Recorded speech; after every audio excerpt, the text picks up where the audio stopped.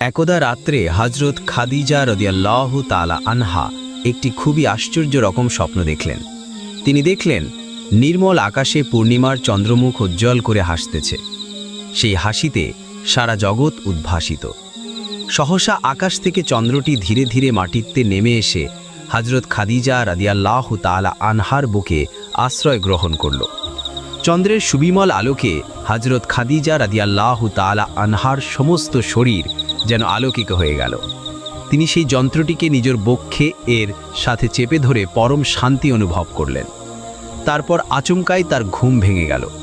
এমন অস্বাভাবিক স্বপ্ন দেখে হযরত খাদিজা রাদিয়াল্লাহু তাআলা আনহা এর তাৎপর্য সম্পর্কে খুবই চিন্তা করতে লাগলেন। তবে স্বপ্নের অর্থ তিনি উদ্ঘাটন করতে না পারলেও তার মনে এমন দৃঢ় ধারণা জন্মালো যে অবশ্যই এটি একটি অত্যন্ত গুরুত্বপূর্ণ স্বপ্ন, কোনো বাজে স্বপ্ন নয়। অতএব পরের দিন সকালে নিজের